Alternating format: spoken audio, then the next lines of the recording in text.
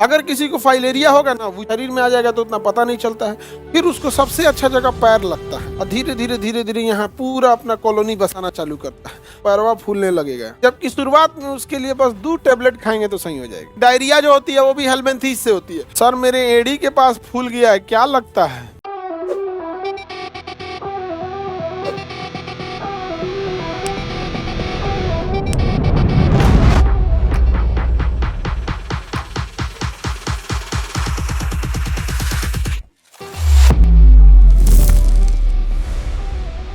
अगर किसी को फाइलेरिया होगा ना, वुचेरिया नाम का कृमि होता है। उस एग्जैक्ट फाइलम का नाम तो स्केलेमेंथीज है या हेलमेंथीज है।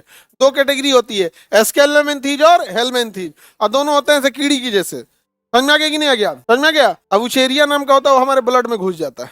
किसमें घूम जाएगा? ब्लड में। अब ब्लड में घूम के ना वो अपने लिए जगह खोजेगा, हम कहाँ रहे। अब इतना छोटा है, शरीर में आ जाएगा तो उतना पता नहीं चलता है। फिर उसको सबसे अच्छा जगह पैर लगता है।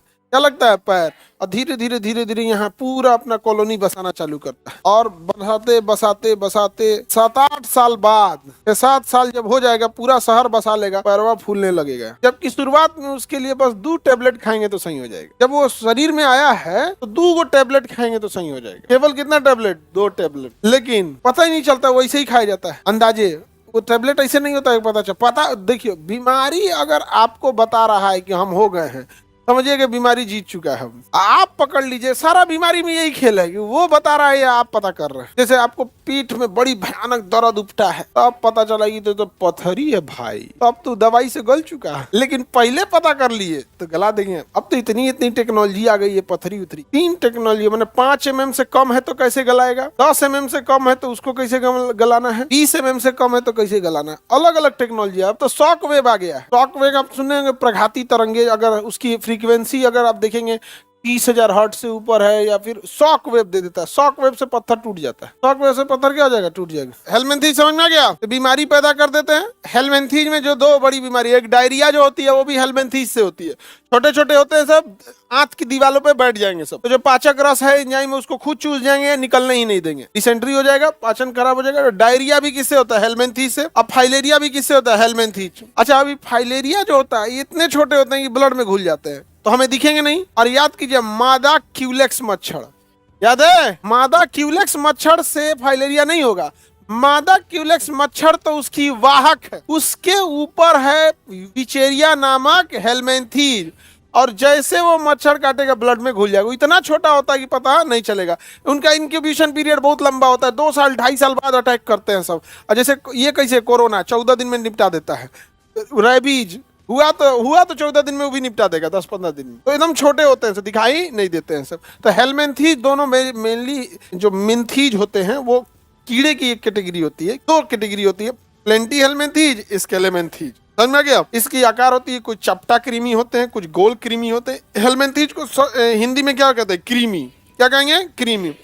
कृमि कृमि मतलब छोटे कीड़े। अब वो 2 टाइप के होंगे। अगर उसको जूम करिएगा तो या तो चावल की तरह क्या होंगे? गोल। चावल की तरह गोल, या चिवड़ा की तरह चपटा। चावले से बना है चिवड़ा। तो अगर चपटा है तो चपटा कृमि, गोल है तो गोल कृमि, और चपटा है तो नहीं लंबा है तो फीता कृमि। क्या है? फीता कृमि। अगवा तो दांत ऐसा निकला है तो हुक वर्म। कौन सा हुआ?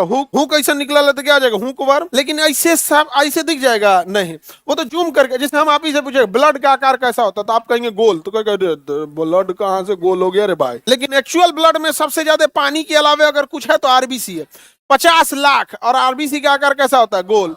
तो हम ये कह सकते हैं ना कि भैया ब्लड का सबसे बड़ा अवयव आरबीसी होता है, आरबीसी का आकार कैसा होता है? गोल। लेकिन आप ही बताइए, कोई से कहेंगे खून गोल होता है, तो पहले तो तुमको देखेगा ये बाप ओ बाप, कहाँ से आया ये। तो किसी चीज को जब जरूरत से ज्यादा जूम कर दीजिएगा तो आकार अलग हो जाता है, पतला कर देगा तो भी हो जाता है।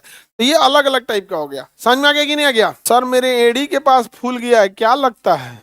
भाई चेक कराओ तुम। समझ में आ गया कि नहीं? पता नहीं, इसकी एक दवा भी डॉक्टर देता है, एमेंडाजोल क्या करके ऐसे करके दवा देता है। हाँ, वो क्रीमी उर्मी के लिए टाइप का ऐसा होता है दवा। समझ में आ रहा है कि नहीं आ रहा? अब इसमें ना कई बार एक आदमी कह रहे थे हमसे, सर आप हॉस्पिटल खोले हैं कि थोड़ा सा गवर्नमेंट से मदद क्यों नहीं ले लेते हैं। हमको बड़ी हंसी आया। हम कहे कि गवर्नमेंट अगर मदद करने लायक रहती तो अपन अस्पताल ठीक कर लेती। यार तुम क्या आइडिया दे रहा है हमको। पूरी दुनिया परेशान है गवर्नमेंट हॉस्पिटल गवर्नमेंट स्कूल से, तो आइडिया दे तो थोड़ा ठीक ठाक आइडिया दे यार। तू तो डुबाने की बात बोल रहा है यहाँ में। अजीब टाइप का नहीं लगा? जबकि वो आइडिया दिए तो सब आदमी खुश हो गया। हाँ हाँ गवर्नमेंट से मदद लेना चाहिए। सही सर ले गवर्नमेंट। हम कहे कि क्या बोल रहा है यार तुम। वो डुबा देगा सब, सीधे क्या करेगा सर, डुबा दे। एमआरआई में रख के किसी को भूल जाएगा सर, अगले दिन निकल इसी में। अरे तुम अभी यहीं सो गया था ना, इसको मार देगा ठंडा। आगे बढ़े, चलिए आगे बढ़े। हेलमेंथीज समझ में आ गया। हिंदी में क्या कहेंगे? कृमि। कितने टाइप के? दो, एस्केलेमेंथीज और प्लेंटी हेलमेंथीज। एस्केलेमेंथीज और प्लेंटी हेलमेंथीज। एस्केलेमेंथीज और प्लेंटी हेलमेंथ। छोटे खाली बीमारियां पैदा करते हैं। आकार के आधार पर इन्हें कभी हम गोल कृमि, फीता कृमि, चपटा कृमि, हुक वर्म, टैप वर्म, अलग अलग नाम देते हैं। हिंदी इसे जनरल भाषा में वर्म कहते हैं या फिर हम इसे कृमि कहते हैं। समझ में आ गया?